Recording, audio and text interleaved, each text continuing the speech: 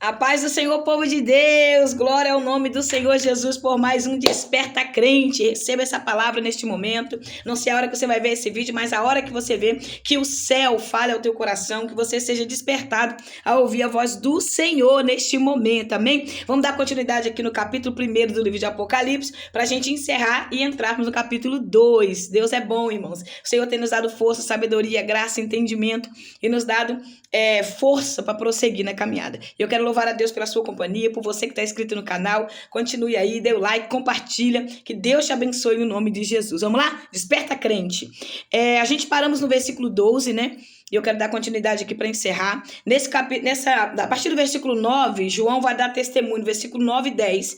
Aonde ele está, por que ele está ali, qual o motivo dele estar isolado nessa ilha de Patmos. A igreja está vivendo um período negro, a igreja está vivendo um período de perseguição, de sofrimento, né? Os imperadores ele perseguindo, Nero se mata, após a morte de Nero se matar, vai crescer, vai dar mais força ao culto ao imperador, os servos do Senhor não vão se dobrar. Então a igreja vive agora um período negro de perseguição. João é a última lâmpada apostólica acesa, né? Que dava ali força para que a igreja permanecesse, continuasse. João não foi morto, eles não conseguiram matar João. Então, isolaram João nessa ilha. E João agora escreve, né, as cartas que será enviada para as igrejas que o Senhor mandou. Mas esta palavra que nós estamos aqui diante dela agora, ela permeia durante gerações para fortalecer a igreja de Jesus. E nós estamos vivendo os últimos dias, o Apocalipse, nós estamos vivendo. Nós estamos no livro de Apocalipse. Nós estamos passando pelos períodos das igrejas que eu já falei. E nós sabemos que é os últimos segundos. As notícias estão aí, irmãos. Nós estamos vendo o que está acontecendo na Nigéria. Só alguém mesmo que quer continuar morno ou morto espiritualmente, que não quer acreditar que nós estamos a um segundo de ouvir o soar da trombeta e subimos para a glória com o Senhor. Nós estamos vendo tudo. A cama, como diz minha mãe, foi preparada já. Falta agora só o anticristo deitar nela e ele se erguer na terra. Então nós temos que ficar firme. Nós não sabemos o dia, não sabemos a hora. Pode ser hoje, pode ser daqui mais 1000 anos, pode ser agora, pode ser daqui 1 mês, 2 meses. Nós não sabemos a hora, o momento que o Senhor Jesus vai vir. Mas nós temos que estar preparados. Nós temos que estar atentos.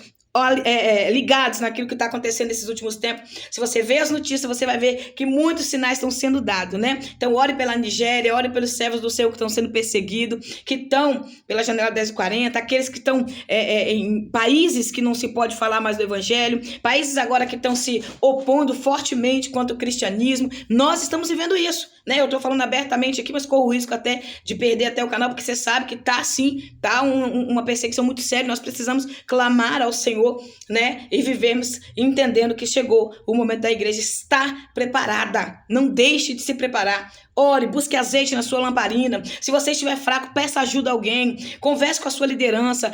Missionária, tá difícil conversar com liderança, mas ainda tem os verdadeiros, ainda tem os remanescentes, ainda tem aqueles que verdadeiramente têm uma vida com Deus, ama a igreja e quer viver uma verdade para poder subir para a glória. Claro, a gente sabe que nem todo mundo que está dentro da igreja é igreja, mas não deixe de buscar o Senhor. O testemunho que João está dando aqui é que por amor à verdade do evangelho, por amor à palavra, ele estava isolado em uma ilha para ser morto, colocado lá como um bandido, colocado lá como inimigo do Estado, como alguém que era um péssimo cidadão para a sociedade, que era assim que eram os cristãos taxados, porque não era conivente com tudo aquilo que os governos impôs, não sentava em todas as mesas, não aceitava tudo, porque a Bíblia deixa bem claro para a gente que tudo me é lícito, mas nem tudo me convém. Então, eu posso fazer o que eu quiser, só que como eu sou livre, eu prefiro evitar o pecado, porque só não peca quem tem liberdade em Cristo Jesus e não vive no pecado. Então, nós somos livres, nós não somos mais escravos do pecado, nós somos livres em Cristo Jesus. João vai ouvir a voz forte, né,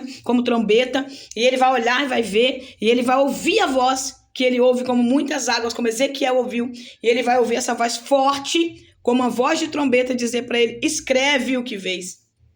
Não está dizendo, escreve aí o que talvez aconteça, o que talvez pode acontecer. Não, escreve o que vês, porque o que ele está mandando João escrever é algo verídico, passado, futuro, presente. Deus está dizendo para ele: escreve, que vai acontecer. Independente da sua crença, independente de você crer ou não, independente de você acreditar na Bíblia ou não, ela está se cumprindo e ela vai cumprir. Querendo o homem ou não, querendo quem acredita ou não, querendo quem gosta ou não, a palavra de Deus vai se cumprir. Querendo quem crê em outras religiões ou não, a Bíblia está se cumprindo e não adianta correr. Deus está cumprindo a sua palavra, amém? Então João vai voltar, vai observar quem é, e voltando ele vai ver 7 candelabros de ouro, que é a igreja, ele vai ver a igreja, que significa que as 7 igrejas, Éfeso, Esmina, Pérgamo, Tiatira, Sardes, Filadélfia, Laodiceia, significa essas 7 igrejas que ele vai ver, que são os candelabros de ouro. E entre os candelabros de ouro, se o candelabro de ouro é a igreja, e dentro, no meio do candelabro de ouro, ele vê um parecido como filho único, que no caso é Jesus. Aonde se vê Jesus? Na igreja. Jesus é visto em mim, Jesus é visto em você, não é no templo, não é na placa de denominação. Jesus é visto em mim, nas minhas ações, nas minhas atitudes. Jesus é visto em você, nas suas ações, nas suas atitudes. Jesus é visto em nós, igreja dele, a igreja que vai subir para a glória com ele. Então João vê vestido numa longa túnica, que significa a santidade, né? A pureza, a grandeza do Senhor. Chegava-se aos pés um centurião de ouro ao redor do peito.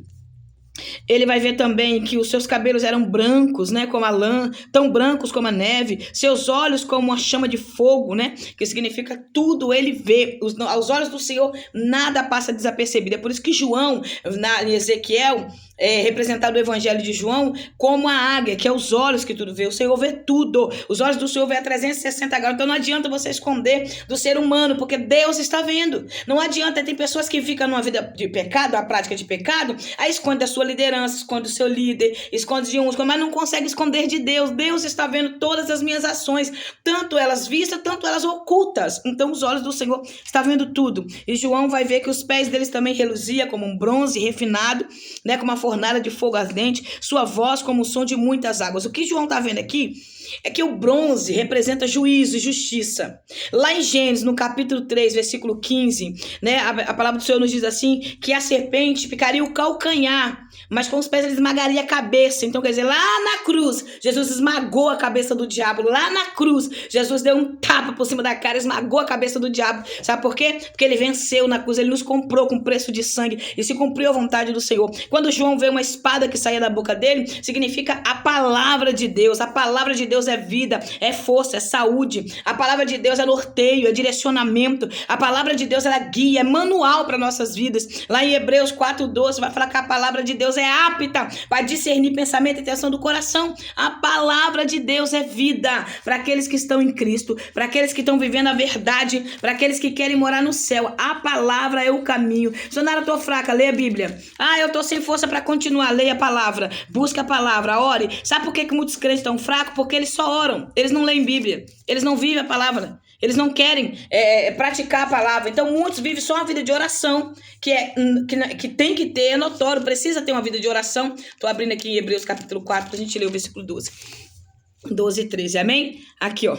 Porquanto a palavra de Deus, aleluia, é viva e eficaz, mais cortante que qualquer espada de 2 gumes, capaz de penetrar até o ponto de dividir alma e espírito, juntas e medulas, e é sensível para perceber os pensamentos e intenções do coração. Apta, né? Apta, algumas traduções dizem apta para discernir pensamento e intenção do coração. Então não há criatura alguma inconjunta a Deus, aos olhos de Deus. Então quer dizer, ninguém fica oculto aos olhos dele. Vou ler de novo aqui que eu errei a palavra aqui. E não há criatura alguma incôgnita aos olhos de Deus. Absolutamente tudo está descoberto e às claras diante daquele